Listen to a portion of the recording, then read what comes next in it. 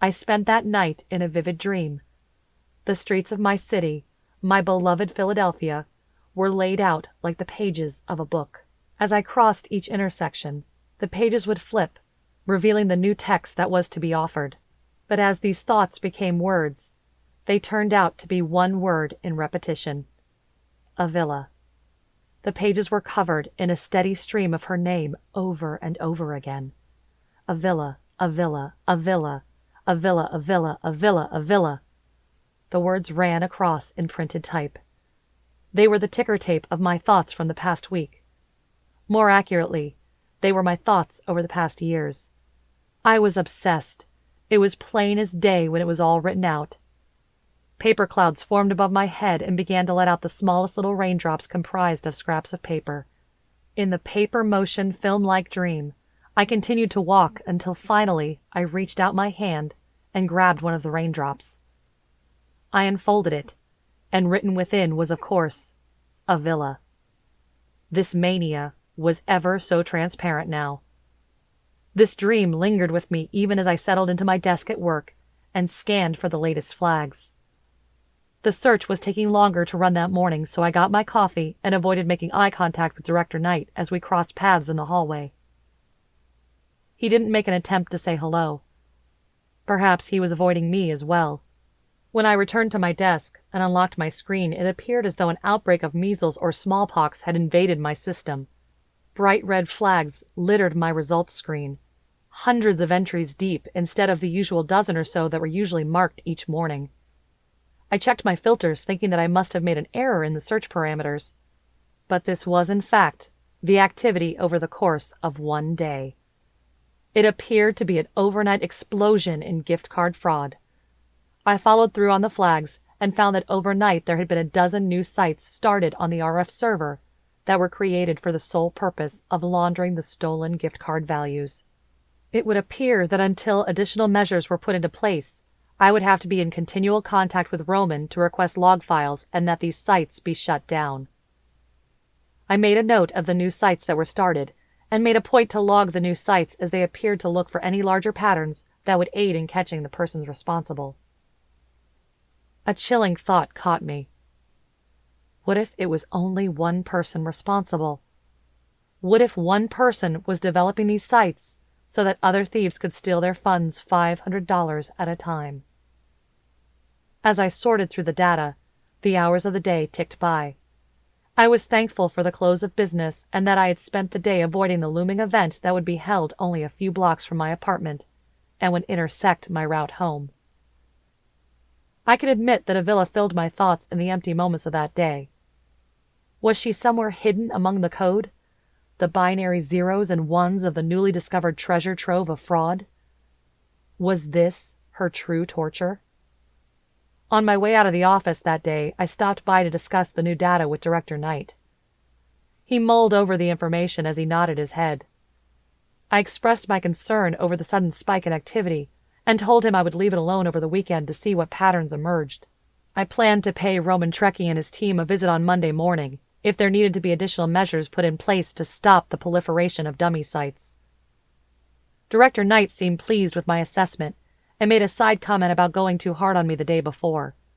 I told him that I had made an error and expected no less than to be called out on it. He offered to take me out for a drink, but I demurred, stating that I had plans. It tasted like a prevarication on my tongue and sodium-saturated taste buds.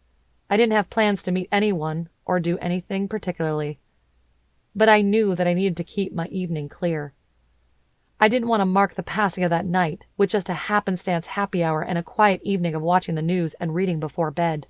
I needed to feed my anxiety and confront my demon face to face, blazing green eyes and all. They'll make a netting to ensnare you, to trap you, to catch you in the act.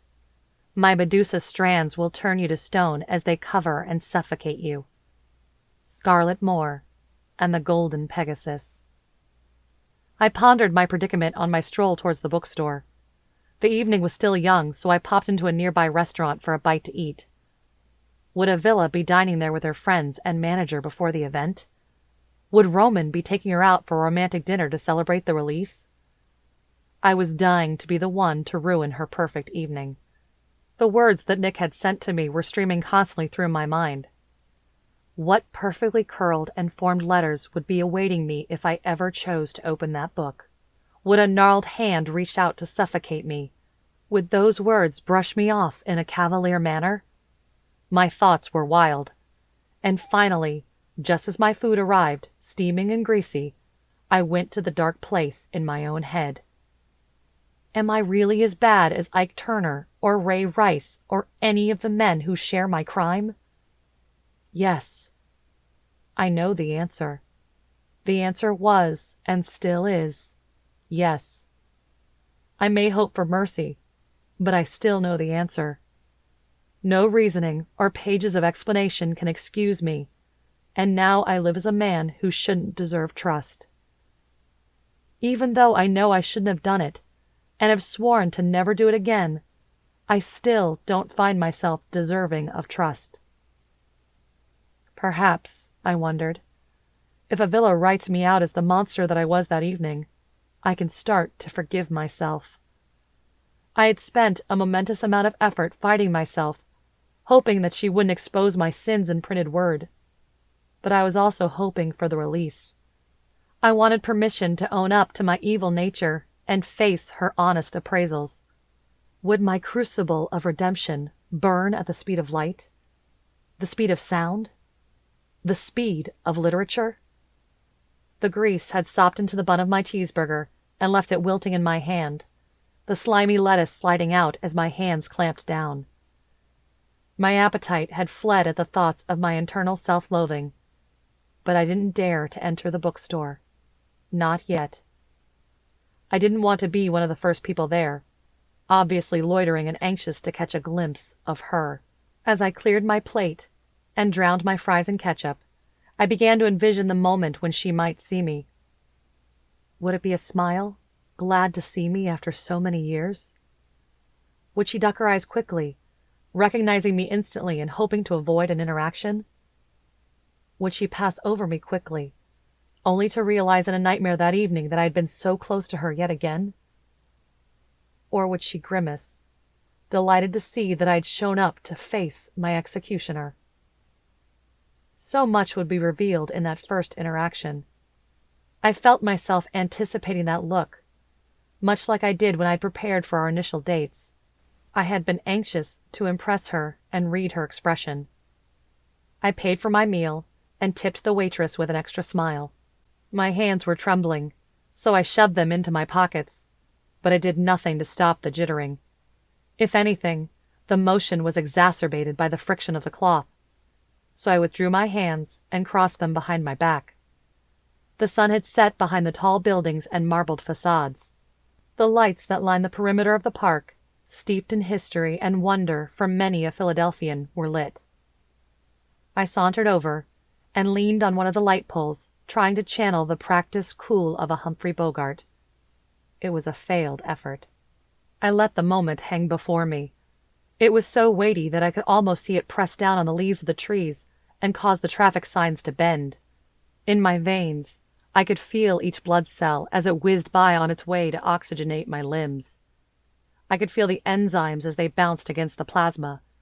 I could feel each element as it was held in suspended wonder against the force of Bohr's nucleus. I could feel that it was all about to end. My torture would soon be over. I would wake up the next morning as a man free from Avila's grasp. Finally, when I felt my hands settle and I mustered the courage, I crossed the street to enter the bookshop. The front of the store was already packed with fans eager to get their hands on a copy of Scarlet Avenged. They were of the mindset that if they had the book before anyone else, that they would be counted among the true and worthy fans of Scarlet Moore. I squeezed my way past the hordes and found an empty alleyway formed by two bookshelves. They appeared to have been pushed closer together for the event, so as to make room in the main area of the bookstore. But they were still far enough apart for me to slip through, like a secret channel leading to Avila. As I breached the opening between the two bookshelves, I saw another large group. This one was sitting quietly and listening to a tall woman with features so simultaneously dark against her skin, so pale, I couldn't place her nationality. She was wearing a long flowing skirt with a patterned design and a black sweater. Her thick black hair reminded me of a movie star. It appeared to be glamorous and somewhat out of place on a woman who was dressed in a New Age manner. As she spoke, she pointed to a photo of small children. These children were clearly identifiable as slum children. Their clothes were tattered and either too big or too small. Their smiles were eager and hopeful. It was the kind of image I had seen before, but had passed mindlessly. As the woman spoke, she continued to tell a personal story of the child on the right, a young girl who was doomed to a life in a brothel. This woman, unknown to me, was so captivating that I almost forgot why I was there. I became so entranced in what she was saying that I couldn't blink. I didn't dare move until I saw her. Sitting in the front row of this grouping of people, I saw the bright glitter of her vibrant hair. It was almost like a dream coming to life. I could see the ghost of her as I passed by the bookshelves, her apparition always just around the corner. I longed to catch up, but I knew a set of fangs would greet me if I did. After the woman's speech ended, a man stood up to applaud her and thank her for the information provided. I knew who this man was, though I had never met him in person before. It was Avila's literary agent. He was tall and thin, his graying hair only visible in a small tuft on the crown of his head. He was clearly uncomfortable with the new norms in men's fashion, as he was sporting a mismatched outfit that screamed, "I'm trying to be aloof, and I hope you've noticed." He informed the crowd that they would break for a few moments, and then Avila would be speaking on the book and reading an excerpt to the crowd. At this, she rose and waved to the crowd. Her eyes were kept at the level of those in their seats. She didn't even glance past the bookshelves in the back of the store where I was still lurking. Surely, I thought, if she had spotted me, she would have given some sign. Even if she anticipated my arrival, she wouldn't be able to hide a twitch or a micro-expression on her face. She may not have noticed me, but I was making a quick study of her. She was much more polished than I had remembered. As a younger woman, she was more loose and awkward, never so tall and self-assured. Her shoulders were arched back, where there used to be a timid slouch. Her clothes were well-tailored and suited her body, nothing like the tight jeans and lumpy sweatshirts that she had used to hide herself in. And her bright red hair was more vibrant than I had ever pictured in my nightmares. It was so red that it was almost orange. As she subtly moved her head, smiling at another section of the crowd, it moved. Each minute movement looked like flashes of fire dancing around her, like a halo of destruction. She had made these subtle movements so quickly and was now excusing herself, moving out of the area to avoid being waylaid by a fan or a reporter. I moved my eyes around quickly to see if anyone would follow her. Not the reporter that was sitting in the second row, identifiable from his profile picture in the Philadelphia Magazine article. Short and wavy, dirty blonde hair, ruddy cheeks, and thin silver glasses were enough to be able to tell it was him. The steno pad in hand also helped. The agent made his way over to the reporter, likely discussing some details. I also spotted Roman, still in his wheelchair, but clearly very well dressed. He was trying to catch the attention of the woman that had been speaking. He seemed eager and nervous. Perhaps he was vying for a chance to re-enter Avila's life. Not so close anymore, are you? I wondered. This was my chance. I wanted to act quickly, but I moved slowly, carefully. I was like a crouching cat of prey, moving with the balls of my feet first. I headed around the perimeter of the open seating area and noticed that she had slipped down the hallway. There were 3 doors. Men's, ladies, storage. I didn't see her in the hall and didn't want her agent or anyone to see me just standing around waiting for her. In my hasty planning, I just acted and opened up the door marked storage and waited inside. I could easily back away if someone else came by, and they would shut the door and not notice me lurking. But if Avila came by, I could still see and take my chance to talk to her. It seemed like a half-decent idea in the fraction of a second it took me to think of it. I should have expected her to be startled. I hadn't really thought through how it must look to her. At first, a voice calling to her from the shadows. Then me, her ex. stepping out, surprising her. Did I scare her? Did I make her mentally check the exits and calculate whether she would scream or run? Did I have any effect on her at all? "Oh, hi," Avila said as her eyes were widening and her breaths becoming more shallow. I had forgotten how soft her voice was, how silent she could be when she wasn't projecting to a crowd. For some reason, that tiny voice hadn't remained in my memory. "Hi," was all that I could muster. I had pictured in my mind so many times what I would say to her if we ever came face to face again. But all I could get out was the basic, "Hi." "Oh, Trevor, hi." She pretended to recognize me. I figured this was for a ruse. How could she not recognize me? What a faker. I knew she must have been faking. "How are you?" Okay, I guess." The contempt in my voice was uncontrollable. I couldn't hide how annoyed I was at her mental exercises, tricking me and tormenting me. It flooded me all at once, and with the tidal wave it caused, it washed away any sentimental outcroppings that might have been budding within me. Avila, with her long pale legs and tan heels, her overall muted and demure color scheme, didn't fool me. She looked as though she was searching for what to say next. She looked uncomfortable and ready to run at the first chance.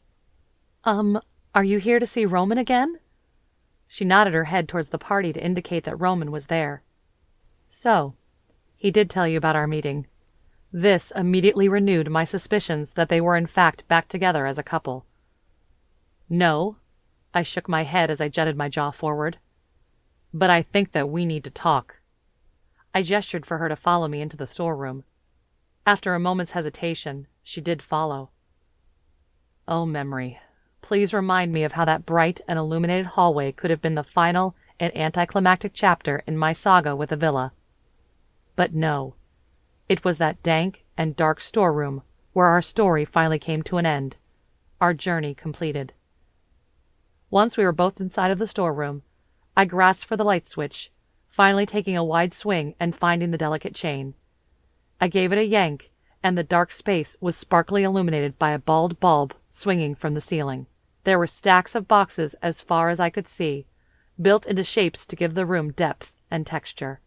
"So, what's up?" Avila asked. There was a tone in her voice that hinted at, "I need to get back out there, make it quick." I turned to face her. The space that was illuminated was small. I could either stand in the shadows to speak to her, or she could stand in the shadows, or we could both stand very close to one another in the light. We naturally struck a middle distance, both barely visible to one another on the periphery of the illumination. "I've spent a lot of time this week thinking about you, and the book." I let my words trail off. I was starting to sound like a deranged fan. Why hadn't I thought more about what to say? "And I thought about your old habits of writing your exes into your novels." I heard her let out a deep sigh. She didn't start to reply, which emboldened my suspicions. Instead, she made it clear that her exhausted release of air was not an admission of guilt, but of a pained and repeated defense that she made so many times. "I considered writing a book with you as a main character. I started the manuscript, but it was rubbish. It wasn't my style or my genre. It felt all wrong." "What genre? Romance?" I made a point to put that little wolfish smile on my face. The one she used to always say made her melt. It was my secret weapon to wiggle back into her heart. "No. True crime," she responded plainly, unblinking with her cavalier answer. "Well, I know what you've been up to. Haven't you made me suffer enough?" "Suffer? What are you talking about?" Her arms were now crossed. Her guard was up, and the battle had begun. "You, waiting and waiting to write me into one of your novels so that you can tell the world how horrible I am." "Do you hear yourself, Trevor? Do you?" She pleaded for me to see reason. "Just own up to it. You've been taunting me and playing with my head ever since. I'm sick of it. Just stop."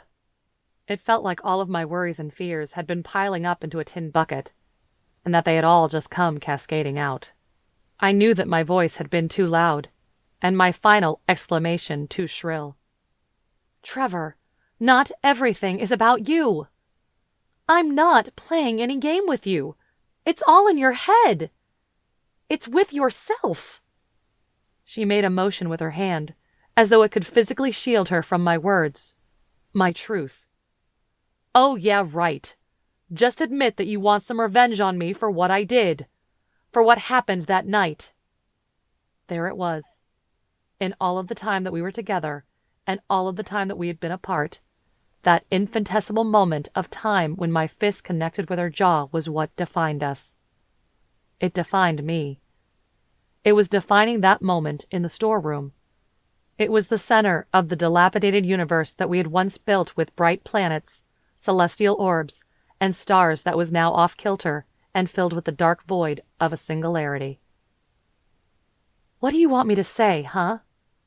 You hitting me was the worst thing that could ever happen to me?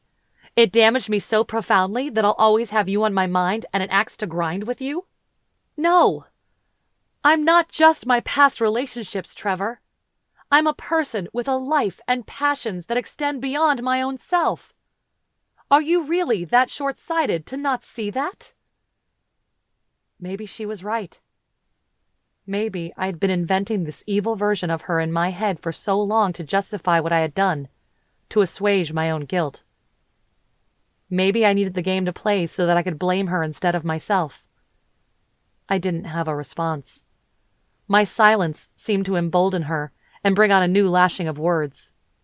She didn't need to publish a character based on me and make subtle jabs or observances to cut me. She had a direct line to say exactly what she needed to without having to fuddle with subtext and plot. Okay, Trevor. I had struck a nerve here. I wanted to hurt you the way that you hurt me, but I realized that would give you the power. That would glamorize what you did. I could tell that she was building up to a larger comment, one that would likely rip me apart. You're so tormented about how I might tell people about what you did? Why don't you just try apologizing, huh? She paused as if she thought I might just blurt it out then and there. Say it out loud. Own up to it. You say you're so sick of being haunted by this, but it's not me that you're mad at. It's yourself. In that moment, I knew that I could react in one of three ways. 1. Forgiveness, the most peace-giving of all outcomes, but might have led to some tears as I struggled with the torrent of emotions welling up in me and start to erase the villainous version of Avila that I had built in my mind. 2. Abject denial and more accusation throwing, followed by a brief storming out which would leave me in a dark storeroom playing the role of the crazy ex. What if, as she left in a huff, she slipped and hit her head on the slick cement of the storeroom? Surely no one would believe my innocence if she were to crack her skull and go into a coma or die. Or 3. That I could lose control before I decided between the first two options and attack her. I didn't find any option appealing.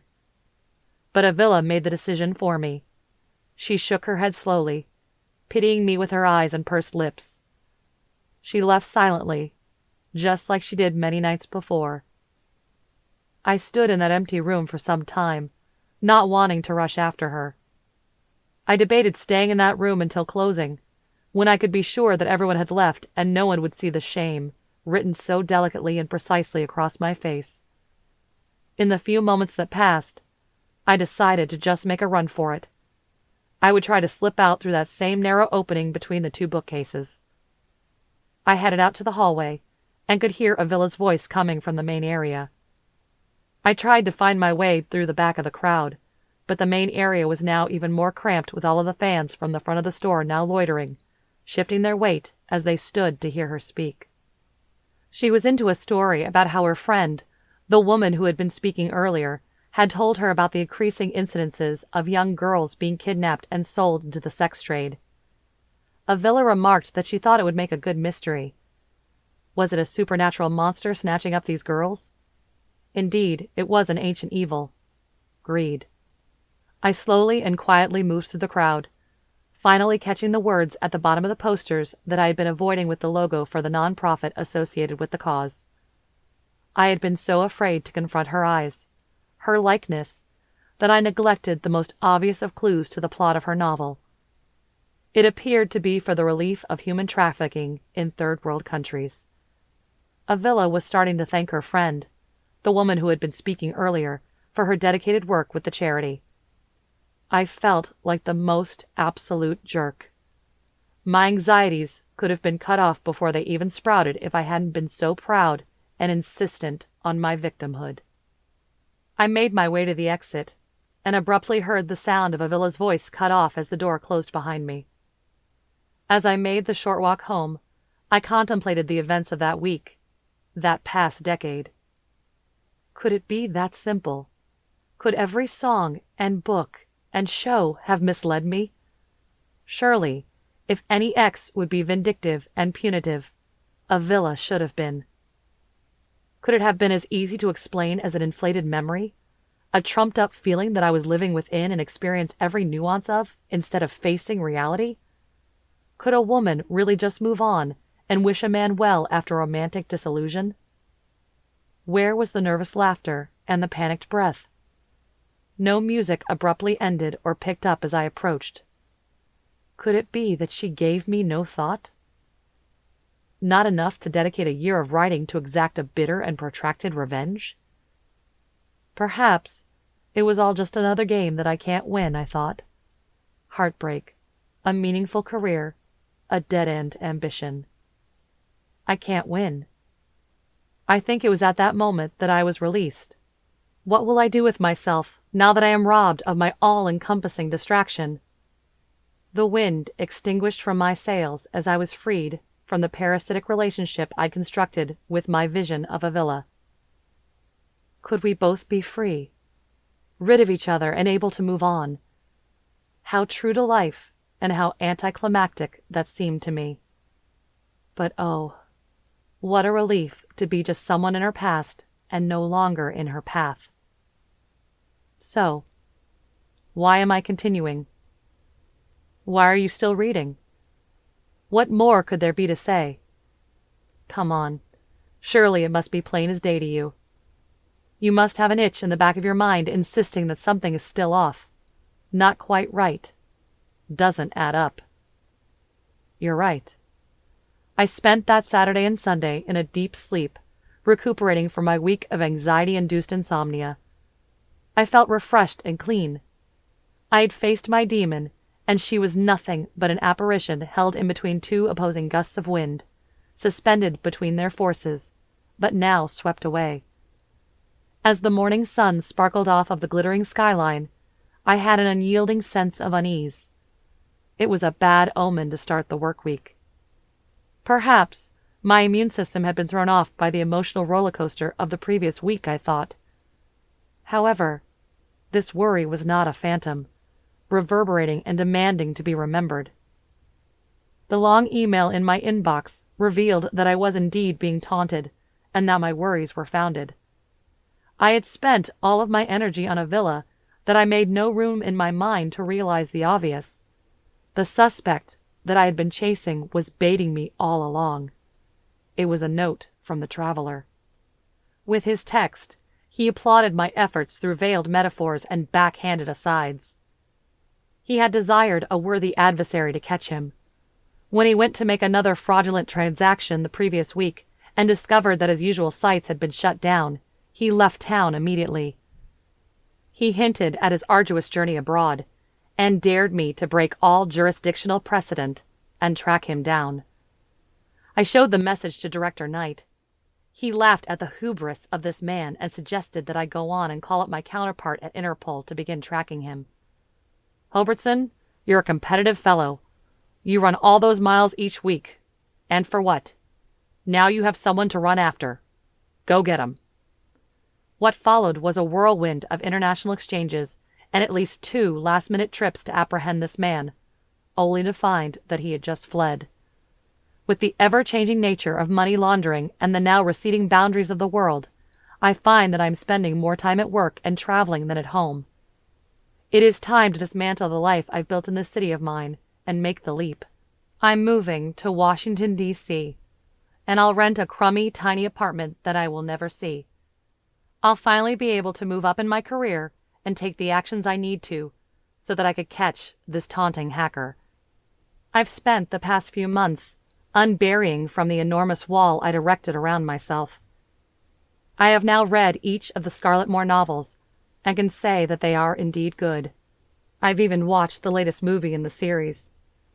I don't see a trace of myself in them, but they have allowed me to relearn who Avila was and appreciate our time together.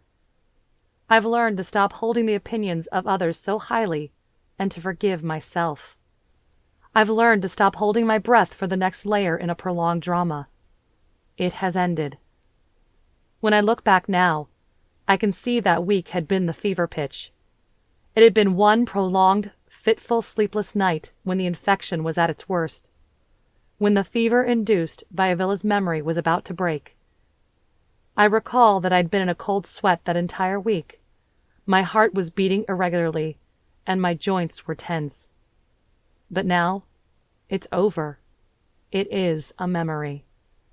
Releasing myself from the worry of Avila chasing me allowed me to realize that the man I was after, Traveler, was trying to ploy me into a cat-and-mouse game. He didn't just want to take off with the money. He wanted to have someone chase him. He needed the thrill of escape. Once I was released from the grip that I had imagined, I was able to focus all of my energies on catching this man. Now, he would have to worry about my motives and my next move. He would have to escape Trevor Hobbertson. The end. Author's note.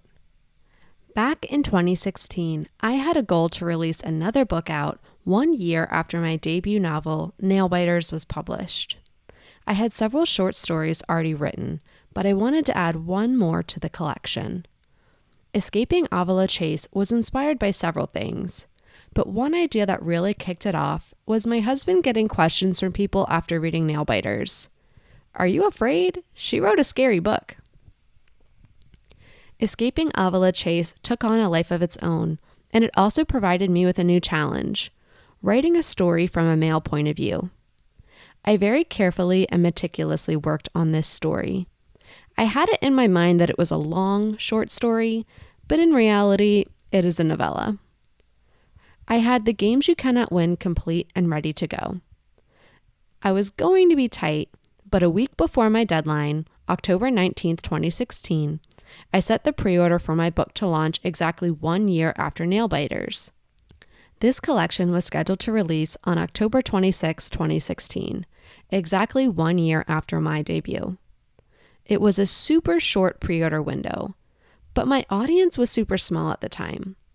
It was more important for me to reach my goal than to follow best practices. I knew it was the final week that I would push for pre-orders anyways. I had a schedule in mind for continuing to post about the book until launch day. But the day after I submitted the book, I got a call from my mom in the middle of the workday. My dad was diagnosed with cancer back in 2011. He beat it twice, but it came back a third time. He was still feeling okay, but the doctors weren't sure what to do next. I knew this might be it. I booked a plane ticket to go see him in early November after my launch. But this call was a few weeks too early. He was in bad shape, and I could hear it in my mom's voice. This was it. My husband left work early, we packed up the car, and drove 7 hours to get to my parents' house. My dad was in the hospital, and while still alive, not conscious. The next day he came home for hospice, and by October 23rd, he was gone. Of all the things I was thinking about in the days that followed, my book was the farthest from my mind. Even after we drove home, even after I flew up to visit my mom and help her to start to clean the house up, my launch came and went, and I didn't post a thing. How could I pretend everything was okay when the worst thing had just happened? How could I ask people to buy my book when all I wanted was to buy more time with my dad? I wasn't focused on the launch or marketing the book afterwards. And if anything, thinking about The Games You Cannot Win will always make me think of losing my dad. It's the book I promote the least, and that's why. Which means this story that I was so proud of, the story that most reviewers agree is the best in the series, didn't get any attention. It doesn't reach people the way I intended. So I'm giving it a second chance. On the 5-year book anniversary for The Games You Cannot Win, I'm releasing Escaping Avila Chase as a standalone novella. I hope you enjoyed the story and will consider leaving a review or recommending it to a friend. Thank you. This has been Escaping Avila Chase, written by M.K. Williams, narrated by Lisa Negron, copyright 2016 by Mary K. Williams, production copyright 2017 by Mary K. Williams.